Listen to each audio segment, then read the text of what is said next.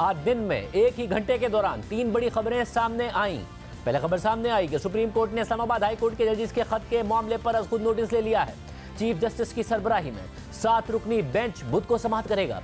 फिर खबर सामने आई कि तोशा खाना केस में इस्लामाबाद हाई कोर्ट ने इमरान खान और बुशरा बीबी की सजा मुअत्तल कर दी है। और फिर उसके बाद खबर सामने आई कि साबिक चीफ जस्टिस रिटायर्ड तसद्दुक जिलानी ने इस्लामाबाद हाई कोर्ट के जजिस के खत के मामले पर हुकूमती इंक्वायरी कमीशन की सरबराही से मुआजरत कर ली है। अब ये बहुत अहम पेशरफ थी क्योंकि इस्लामाबाद हाई कोर्ट के जजिस ने एक संगीन मामला अपने इदारे के सरबराह के पास भेजा था, जिन्होंने हुकूमत से मुशावरत के बाद इंक्वायरी कमीशन बनवाया था। लेकिन जिस जज पर इस काम के लिए एतमाद किया गया, उन्होंने ही जिम्मेदारी उठाने से मुआजरत कर ली है। और क्योंकि आज सुप्रीम कोर्ट की जानिब से आज खुद नोटिस लेने की खबर और जस्टिस तसद्दुक जिलानी की कमीशन की सरबराही से मुआजरत की खबर, ये दोनों खबरें एक साथ सामने आई थी, तो इस पर हमने खुद जस्टिस रिटायर्ड तसद्दुक हुसैन जिलानी से पूछा कि क्या आपने इंक्वायरी कमीशन की सरबराही से मुआजरत सुप्रीम कोर्ट के आज खुद नोटिस लेने के ऐलान से पहले की थी या बाद में की थी। तो उन्होंने हमें जवाब दिया कि उन्होंने सुप्रीम कोर्ट के आज खुद नोटिस लेने से पहले ही मुआजरत कर ली थी। यानी जस्टिस रिटायर्ड तसद्दुक जिलानी के मुताबिक सुप्रीम कोर्ट की तरफ से आज खुद नोटिस लेने से पहले ही उन्होंने कमीशन की सरबराही से मुआजरत कर ली थी और इसके बाद ही सुप्रीम कोर्ट ने आज खुद नोटिस लिया था। जबकि जस्टिस रिटायर्ड तसद्दुक जिलानी ने वज़ीर आज़म शहबाज शरीफ को अपनी मुआवज़त से मुताल्लिक़ ख़त लिखा है, जिसमें उन्होंने मौक़िफ़ इख्तियार किया है कि 30 मार्च 2024 को होने वाले काबीना के इजलास के तहत मुझे इस्लामाबाद हाई कोर्ट के 6 जजों की जानिब से 25 मार्च को लिखे गए ख़त में लगाए गए इल्ज़ामात की तहकीकात के लिए एक रुकनी इंक्वायरी कमीशन का सरबराह मुकर्रर किया गया।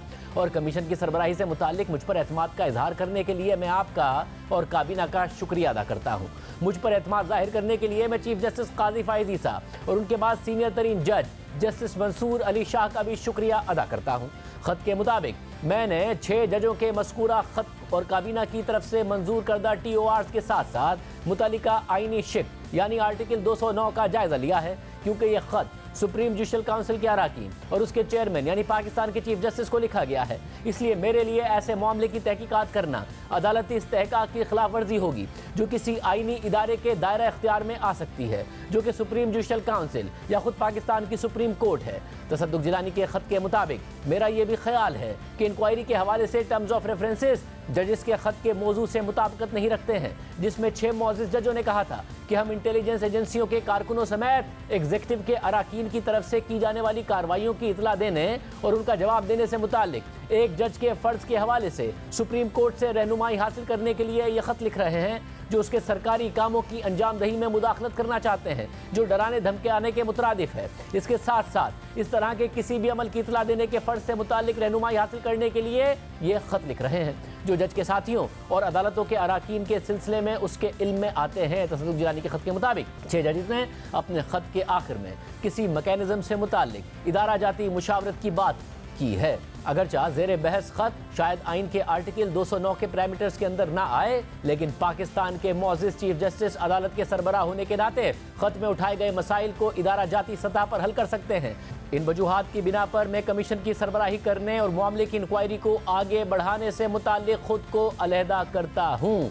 जस्टिस रिटायर्ड तसद्दुक जिलानी की इस मुआवज़त के बाद हुकूमती कमीशन पर सवालात उठ गए हैं। पिछले एक हफ्ते से तनाज़ा मुल्क की अदलिया और सियासत का मरकज़ बना हुआ है। 25 मार्च को इस्लामाबाद हाई कोर्ट के 6 जजेस ने सुप्रीम जुडिशल काउंसिल के अराकीन को खत लिखा था और अदालती मामलात में मुदाखलत के लिए खुफिया एजेंसियों की जानिब से दबाव और धमकियों के वाक़यात का जिक्र किया था। इस खत के बारे में खुद सुप्रीम कोर्ट ने अपनी प्रेस रिलीज में लिखा कि जिस दिन यानी 26 मार्च को यह खत चीफ जस्टिस काजी फाइज ईसा को मौसूल हुआ तो उन्होंने उसी दिन रात 8 बजे अफ्तार के बाद chief justice Islamabad high court के बाकी जजेस को अपने घर पर बुला लिया और तमाम जजेस के तहफ़्फ़ुज़ात इंफरादी तौर पर सुने गए। फिर इसके अगले ही दिन 27 मार्च को चीफ जस्टिस ने वज़ीर कानून आज़म रज़ीक़ तारड़ और अटॉर्नी जनरल मंसूर उस्मान अवान से मुलाकात की। फिर इसके बाद चीफ जस्टिस और सीनियर तरीन जज जस्टिस मंसूर अली शाह ने सुप्रीम कोर्ट बार एसोसिएशन के सदर और पाकिस्तान बार काउंसिल के इस्लामाबाद में मौजूद सबसे सीनियर रुकन से मुलाकात की। और फिर उसी दिन 4 बजे सुप्रीम कोर्ट के जजेस की फुल कोर्ट मीटिंग हुई, जिसमें जजेस के खत का जायजा लिया गया और फिर जजेस की अक्सरियत के दरमियान ये इत्तफाक पैदा हुआ कि चीफ जस्टिस को वजीर आजम से मुलाकात करनी चाहिए और फिर अगले दिन 28 मार्च को वजीर आजम ने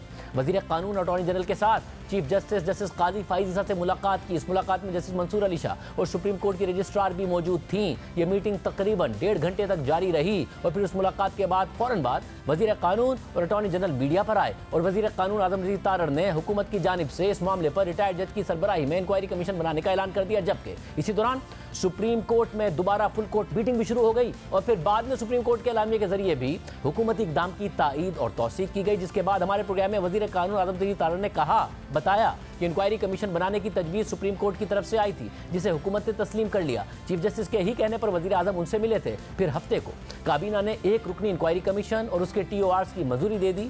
जस्टिस रिटायर्ड तसद्दुक जिलानी को इसका सरबराह मुकर्रर कर दिया। वफाकी काबीना के मंजूर करदा TORs के मुताबिक इंक्वायरी कमीशन जजिस के खत में आयद किए गए इल्जामात की मुकम्मल छानबीन करेगा और तयन करेगा कि इल्जामात दुरुस्त हैं या नहीं। इंक्वायरी कमीशन तयन करेगा कि क्या कोई एहलकार बराह रास्त मुदाखलत में मुलविस था। कमीशन अपनी तहकीकात में सामने आने वाले हकाइक की बुनियाद पर किसी एजेंसी, महकमे या हुकूमती इदारे के खिलाफ कार्रवाई तजवीज़ करेगा। कमीशन को यह भी इख्तियार होगा कि वो इंक्वायरी के दौरान जरूरी समझे तो किसी और मामले की भी जांच कर सके। इसके अलावा काबीना ने जजिस के खत में एग्जीक्यूटिव की मुदाखलत के इल्जाम की नफी करते हुए उसे नामुनासिब करार दिया।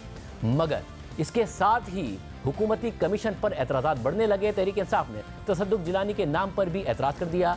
हालांकि माजी में इमरान खान उनकी तारीफ़ें करते रहे हैं। फिर इस दौरान मुल्क भर के 300 से ज़ायद वकला ने सुप्रीम कोर्ट को इस मामले पर खुद नोटिस लेने के लिए ख़त लिखा। और आम बात यह है कि ख़त लिखने वाले वकला में जस्टिस रिटायर्ड तसद्दुक जिलानी के बेटे साकिब जिलानी भी शामिल थे। इसके अलावा ख़त में वकला तंजीमों से फौरी तौर पर वकला कन्वेंशन बुलाने का मुतालबा भी किया गया। मगर मुल्क की बड़ी वकला तंजीमों ने हुकूमती कमीशन और जस्टिस तसद्दुक जिलानी पर एतमाद का इजहार कर दिया, जिनमें पाकिस्तान बार काउंसिल और सुप्रीम कोर्ट बार एसोसिएशन भी शामिल थी। मगर बलूचिस्तान की वकला तंजीमों ने रिटायर्ड जज की सरबराही में हुकूमती कमीशन को मुस्तरद कर दिया और फिर आज अचानक जस्टिस तसद्दुक जिलानी ने खुद ही कमीशन की सरबराही से मुआवजत कर ली और इस दौरान सुप्रीम कोर्ट ने आज खुद नोटिस लेकर इस मामले पर 7 रुकनी लार्जर बेंच तश्कील दे दिया, जिसकी सरबराही खुद चीफ जस्टिस काजी फाइज ईसा कर रहे हैं। जबकि justice Mansoor Ali Shah, justice Yahya Afridi, justice Jamal Mandokhail, justice Athar Minallah, justice Musarrat Hilali और जस्टिस नईम अख्तर अफगान भी बेंच का हिस्सा हैं। यह 7 रुकनी बेंच बुध को इस मामले की समाअत करेगा। बहरहाल अभी भी हुकूमत का इंक्वायरी कमीशन का फैसला मौजूद है, मगर इस वक्त इसका कोई सरबराह नहीं है और सुप्रीम कोर्ट ने आज खुद नोटिस भी ले लिया है। जबकि आज तहरीक इंसाफ के चेयरमैन बैरिस्टर गौहर खान ने सुप्रीम कोर्ट का खुद नोटिस को खुशाइंद करार देते हुए मुतालबा किया है कि बेंच के अरकान की तादाद बढ़ाई जाए। मगर तहरीक इंसाफ ही की तर्जुमान ने आज खुद नोटिस के बाद चीफ जस्टिस पर शदीद तनकीद कर दी है और चीफ जस्टिस इस्तीफे का मुतालबा करते हुए रऊफ हसन ने कहा कि ये एग्जीक्यूटिव और जुडिशरी के दरमियान मिली भगत थी जो जस्टिस तसद्दुक जिलानी की मुआवजत से एक्सपोज हो गई है। इसके अलावा उन्होंने 7 रुकनी बेंच के बाकी 6 जजेस को चीफ जस्टिस के पसंदीदा जजेस करार दे दिया। दोनों का मौका देखिए। सुप्रीम कोर्ट का अजहुद नोटिस लेना अच्छा इकदाम है। ये सब बारों का भी मुतालिबा था, हमारा भी मुतालिबा था कि ये बेसिकली इशू है जुडिशरी का, तो जुडिशरी के लिए सोमोटो लेना बड़ा ज़रूरी था। आप इसको सिंगल मेंबर कमीशन में नहीं भेज सकते थे, क्योंकि सिंगल मेंबर अगर बैठता है तो उसके पास कमीशन बनता है इंक्वायरी कमीशन एक्ट के मुताबिक, तो वो जज पावर एक्सरसाइज करता है लाइक अ सिविल जज, और ये बड़ा सीरियस मैटर है। इसलिए सुप्रीम कोर्ट का सोमोटो लेना बड़ा ज़रूरी है। अलबत्ता मैं ये ज़रूर कहूँगा कि बेंच के मेंबरान बढ़ाने चाहिए, पूरा सुप्रीम कोर्ट इस पे कर ले। अब इस मामले के बाद चीफ जस्टिस ऑफ पाकिस्तान के पास कोई लोकल स्टैंड ही नहीं रहता कि वो as chief justice of Pakistan continue करें, उनको छोड़ देना चाहिए। ये मिली भगत थी एग्जीक्यूटिव और जुडिशरी के दरमियान, जो कि जस्टिस जिलानी साहब की रिपूजल की वजह से एक्सपोज हुई है। हम इस मामले को दबने नहीं देंगे। PTI इज डिटरमिन्ड कि इस मामले को अपने मंतकी अंजाम तक हमने लेके जाना है। फुल कोर्ट होनी चाहिए। 7 जजेस का जो बेंच है वो हमें कबूल नहीं है और हम इसको नहीं मानेंगे और हम इसको चैलेंज करेंगे। हमें ये खौफ है कि ये जो 6 जज साहिबान है जो इस वक्त बेंच के ऊपर नॉमिनेट हुए हैं, ये उनके अपने पसंदीदा जजेस हैं और सीनियर मोस्ट जजेस जो हैं सुप्रीम कोर्ट के, उनको इस बेंच में शामिल नहीं किया गया।